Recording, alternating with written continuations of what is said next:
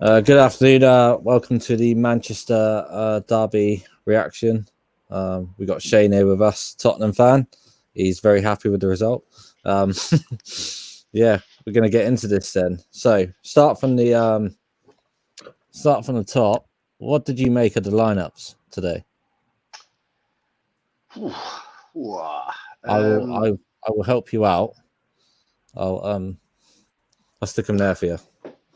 It's so again, for me, looking at that lineup, I know why Man United played McTominay and Fred, but I didn't get the Pogba starting ahead of someone like Van der Beek for me. Obviously, given the situation with Pogba in the week, Bruno Fernandes is always going to start. yeah. I guess Martial, is he just coming back from an injury or something? Yes, I think so. He's on Yeah, very because poor form as well, I believe. yeah, So he's on poor form. So yeah, maybe that's why Greenwood started ahead of him. But I'm still lost as to Van der Beek. That's the main one for me. Is why he's not starting. Looking at the City lineup, eh, they can probably throw in anybody. But Fernandinho, obviously bringing him back is going to be good for them. Keep that stability in there. But again, ahead of him, those players didn't really do as much as I thought they would do. It just no. shows that these teams miss certain big players. Like so I think Cavani would have made a difference today for United, and Mm, Aguero obviously would make a big difference for City. So yeah, whew, it yeah. was a bit dull. It was a bit dull. Did you think midweek it was a risk for Pep to play Aguero because he was out again today, wasn't in the squad, but he come on I, as a sub midweek.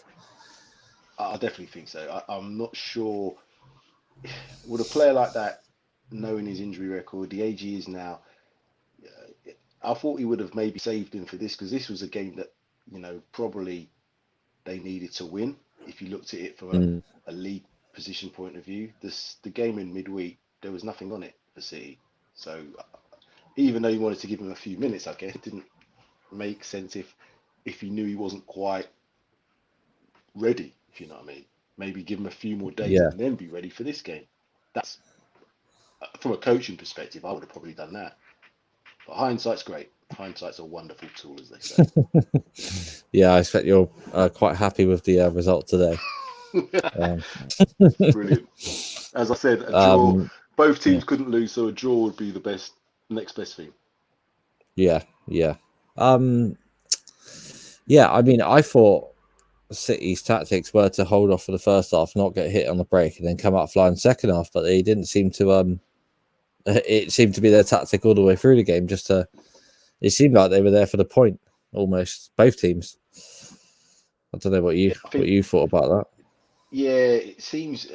As I said, definitely for United, I think they would take a point from this, even though it's at home. But like I said, I don't think the home thing has that much bearing when you've got no fans there, and particularly when Yeah, City. It's not like they're travelling miles to go to an away ground. They know that ground as well as their own, probably. So it's pretty much an even playing field from a point of view. If there's no fans in the stadium, if there was 60,000, 70,000 United fans, bit of pressure on players might have made a difference. But yeah, it just seemed like you could see as the game went on deep into the second half, it just looked like both teams were almost content to kind of settle for that draw.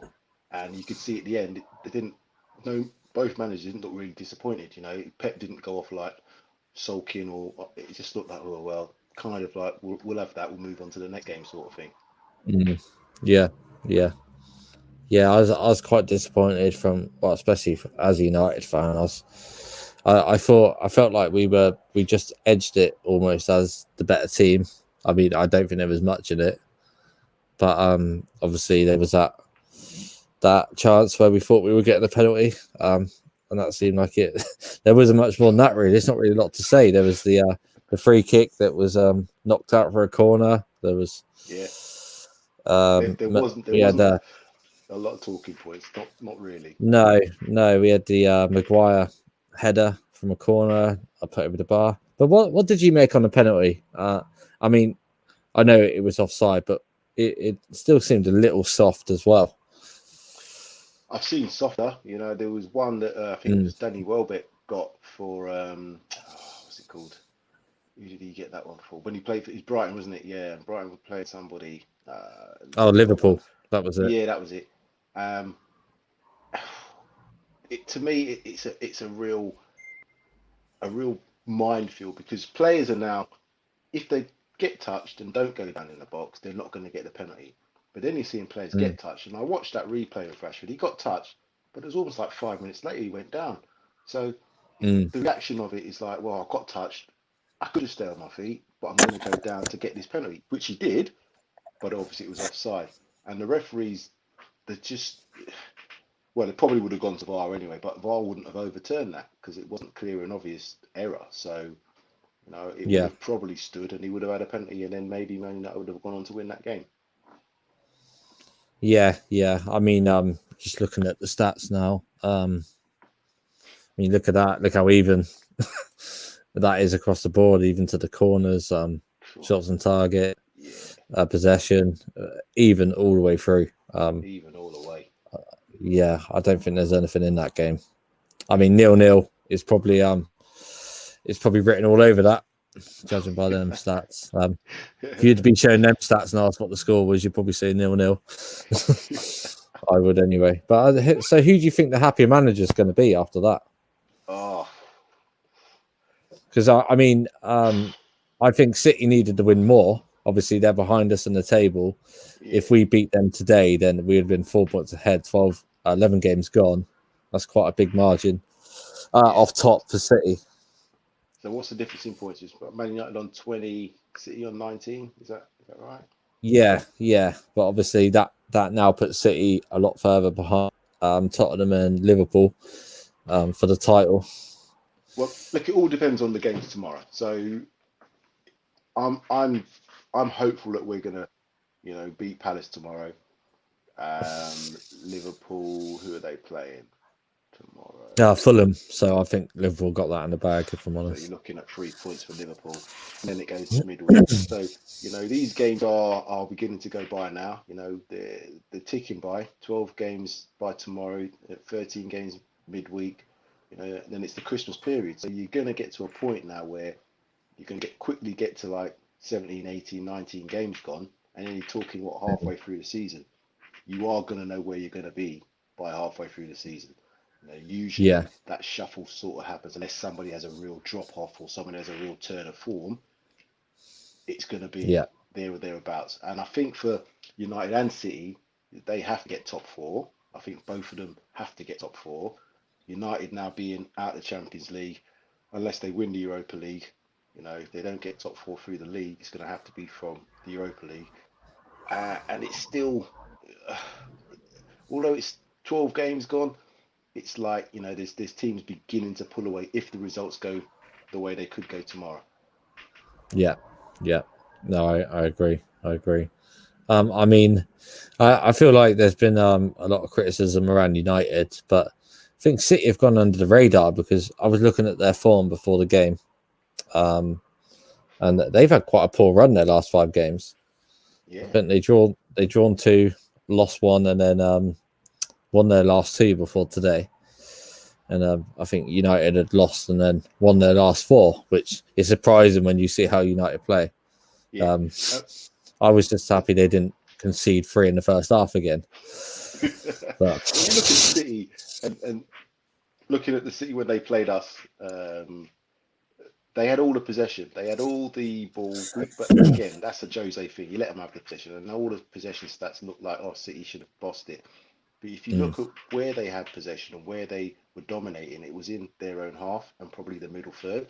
When they got into the mm, final third, it didn't seem as, you know, dangerous, and that's down to the fact that that central striker in Jesus, he's not Aguero. He's definitely not an Aguero. So you know they do miss that. You know they relied on maybe Sterling and Mahrez getting goals previously, and when they don't score, De Bruyne, yeah, you know, he sometimes pops up, but he's more of an assist man. He's the one that creates the stuff. So you need a goal scorer. And as much as City have got those players who are really attacking, when the likes of Aguero's not in there, Mahrez, as I said, he's picked up goals this season. Sterling's the one as well. where the goal's coming from. Yeah, I no, think I for agree. United today, I agree. Cavani, I like him, and I was a bit doubtful at the start when they brought him. Well, they brought him in. I thought, oh, is he gone over the hill? But you just got to watch his movement in that box. If you get the service to him, his movement is Yeah, superb. He will score goals, but you've got to get service to him. So I think looking at it, I think Ollie will probably get him back into that central area, and then the others are going to have to play around him. So your Rashfords and your Martials and your Greenwoods are all going to play around him. He's going to be the main man, I think, going forward once he's back in that team. Um, will he be able to last the season playing every game in the Premiership? We'll have to see. But he's certainly more of a goal threat than anybody else I've seen in that United team currently.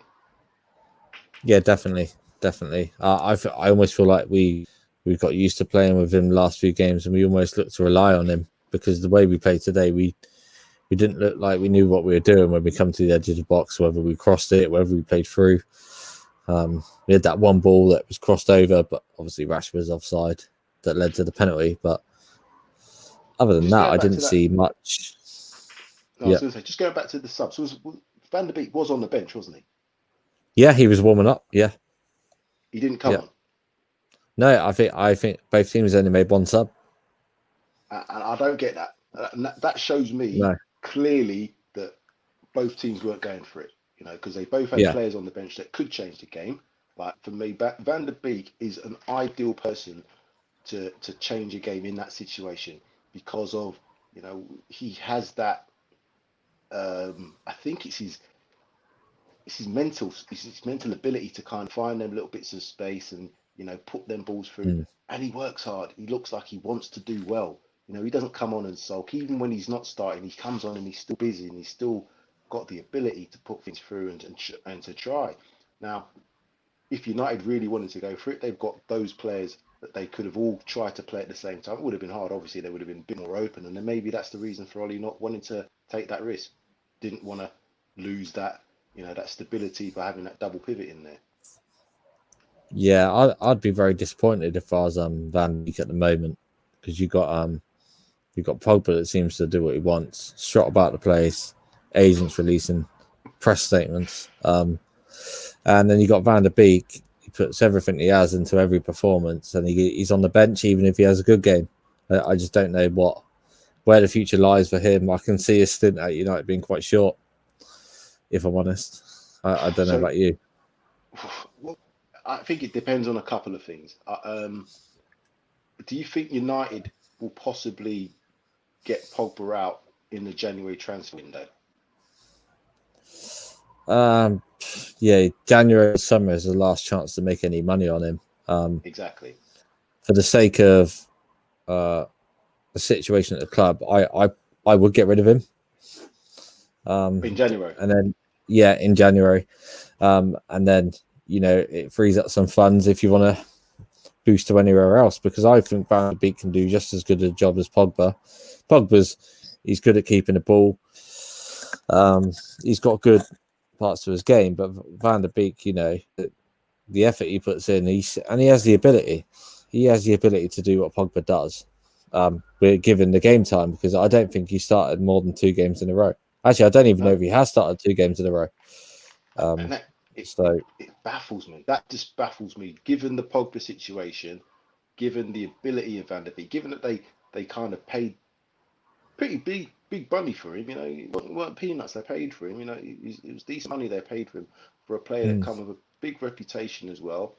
He's got plenty of experience at the highest level, um, and you've got someone like Pogba. Yeah, he's got all the talent in the world. He doesn't want to be there. I think it's quite clear that he doesn't want to be there, but he's yeah, still getting played. So I don't know if it's them trying to get him in a shop window.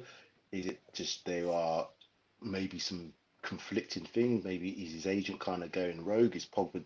I don't know. It doesn't add up. It doesn't quite add up.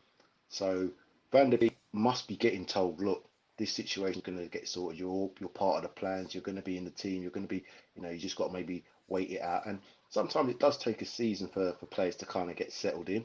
But I think with yeah, a player like him, he looks like to me he's settled in a way of playing. You can kind of put him into a system, and he'll do what's asked of him. And if you've got that, just like when Fernandez came in, he hit the ground running. He looked like, wow, he's been Yeah. a Man United player for years. And that's how I kind of see Van der Beek. Yeah, no, definitely. Or do you think it's a case of Man United saying, no, we need to keep Pogba, we need to play him, we need to make him feel happy again, and to try and persuade him to stay? Because that seems to be the outlook from the club. Probably from a business perspective, yes, because it's a lot of money they paid for him. So, yeah, they might want to try to, because they're going to have to get him to sign this contract to make money off him, even if Yeah, they're going to sell him by getting him to sign the contract. But I think everybody kind of knows that. So the teams that would be paying that sort of money, let's say it put a 2-year extension to contract, there's only a few teams in world football now that are going to be really paying those sort of like big bucks. There's not the money around anymore. But then the opposite can happen if he doesn't sign. Come January, definitely come the summer, he's going to probably sit back and think, you know what, I've got a year left on my contract. I'll just see it out. And then you're in a real bad position with a player like that to be in the environment that he is, being a big character. You can't have him in the dressing room, and then what are you going to do with him? Put him in the stands. yeah, It's really going to be a bad, sticky one if they do that. So I think some decisions have got to be made at the top level, real big yeah, decisions. yeah. No, I think they do. I think they do. Well, to summarise that then, poor game, poor performance from both teams, poor. I'm happy. Don't worry about that. I'm happy with that. Yeah, I bet you are. To be fair, I'd much rather Tottenham be top of the league than Liverpool. So I'll take that. Yeah, so poor game, poor performance from both teams, poor tactically from both managers. I think poor substitutions. Poor, It's not good. there were some instances it was poor officiating as well. Yeah. In the game that I think a couple of United players early on should have been yellow carded, but I think it was because it was so early. He didn't want to start hand out the cards. It just didn't have like you say, it didn't have a derby feel to it. It didn't at all. And I've seen plenty of Man United, Manchester derbies, and there's always that sort of bite to it, and there's usually a bit of quality as well. There's always a bit of quality. You sometimes get derby games where the quality kind of goes out the window, but this usually has quality in it. And I know for the last, because you lot did a double over them last year, had a way of playing and got the job done. It just felt different. It just felt like both teams were kind of happy not to lose. If they could have nicked it, they would have. And like I said, they had that penalty decision been given, it might have been a different game. Yeah. All right, then we'll wrap it up there. So if anyone watching, in about 15 minutes time, the guys are going live for the preview of the AJ fight. So if you want to tune into that, they'll be on until about 9:15. And then after the fight, they'll be coming back on to do the reaction to that as well. And also, we've got Carly Osborne's Premier League reaction show tomorrow with Trevor Chalice. And we have Carly also doing the Arsenal reaction to the Burnley game tomorrow night. So make sure you tune in, check it out. All right. Well, cheers, Shane. And no worries. I'm sure I'll have you on again soon. So no worries. I'll take it easy. Nice one. See you later. See ya.